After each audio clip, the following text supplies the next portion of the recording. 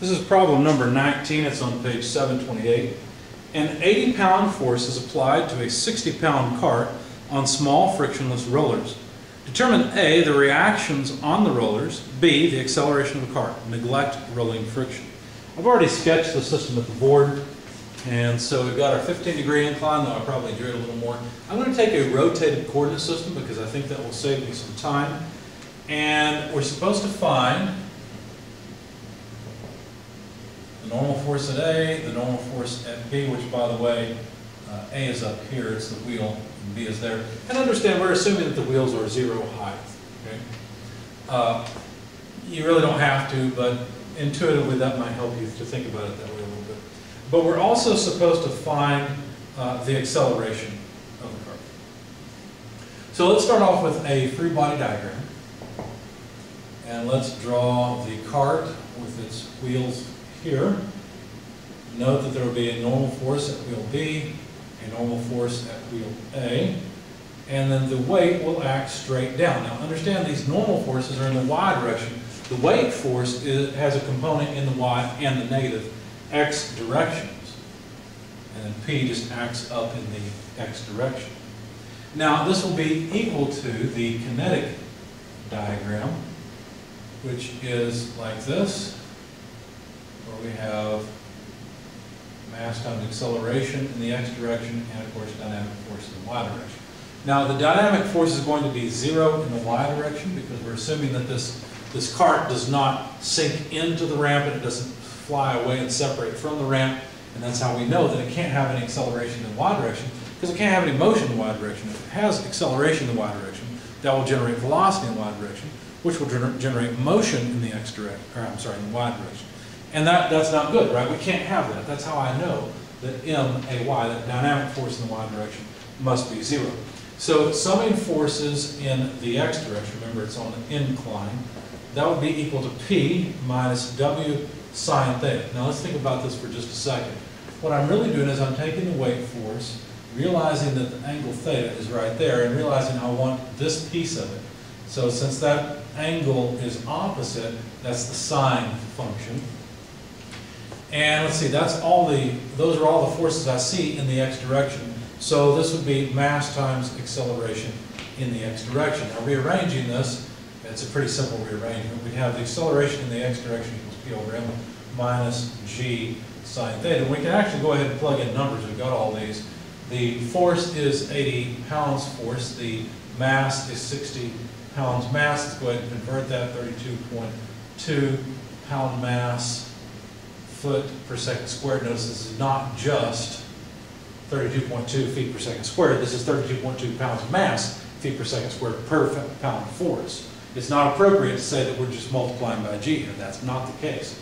We're converting between two units of force, one of those being pound force, the other one being pound mass feet per second squared.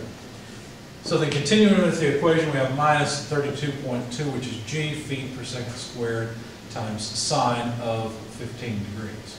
And my S's and 5's look a lot alike. So let me try to enhance them a bit.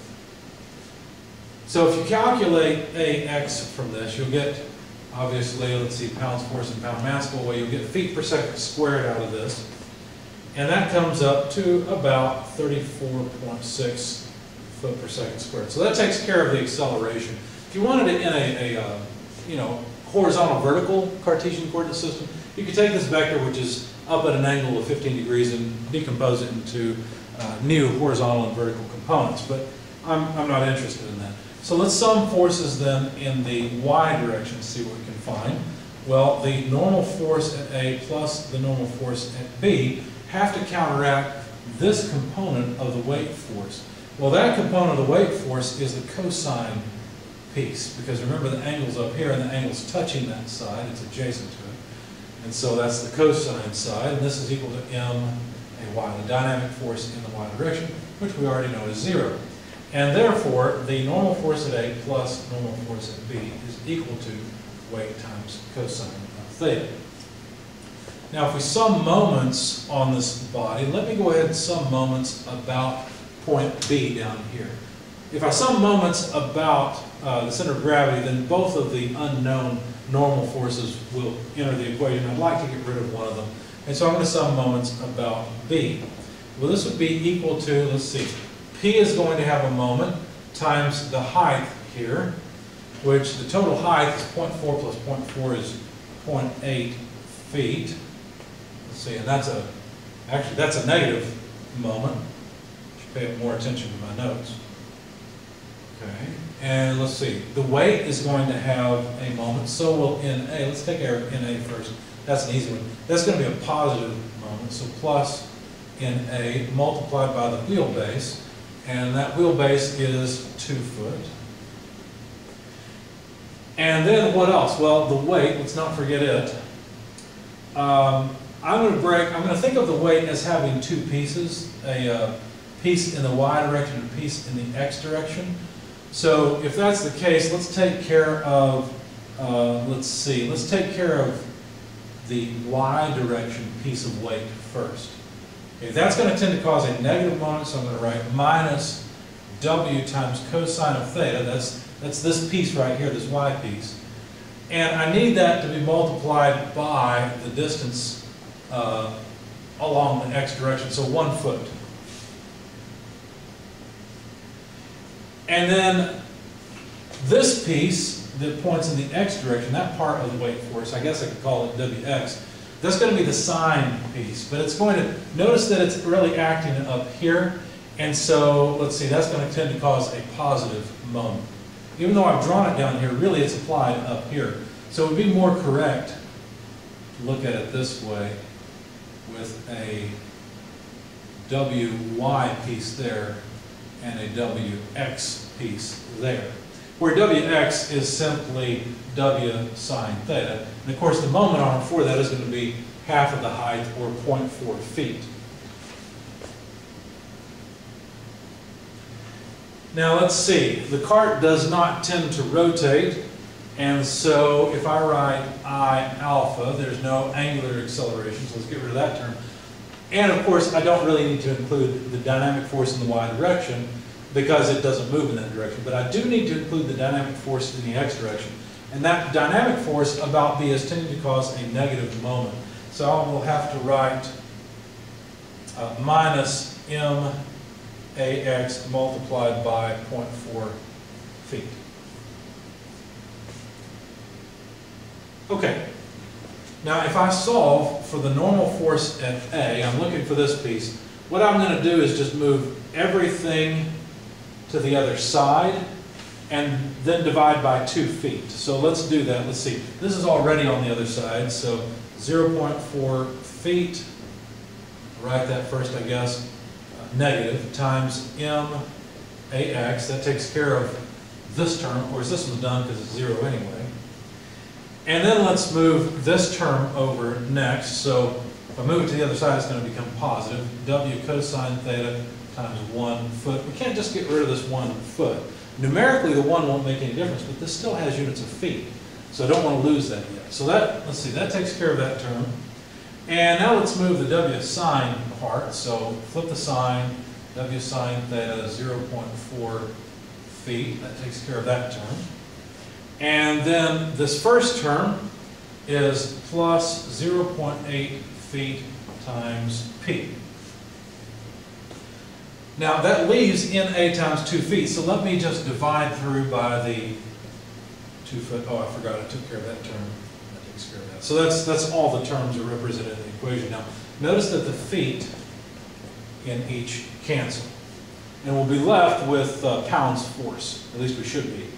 Yeah, we'll be left with pounds force. Okay. Now if I simplify this just a little bit, you'll notice this is negative MAX plus the weight is mg cos theta divided by 2 minus another mg sine theta times 0.4 over 2. Let's not forget that's over 2 as well, so that would end up being 0.2. And then plus, let's see, 0.8 p over 2 would be 0.4 p. Now I'm running out of space on the board. Let me see if I can fit it on the next line. I know you can still see it. I did aim the camera carefully. If I factor out this mass, let's see, I'd have 60 pounds mass, and I'd be left with everything but the mass here. So it'd be minus AX, which is minus 34.6 feet per second squared. That takes care of this term. Again, I factored out the mass, so I'm going to have plus 32.2 over 2 feet per second squared times cosine of 15 degrees. So that's that term. Minus, again, I factored out mass. It's right here, 60 pounds.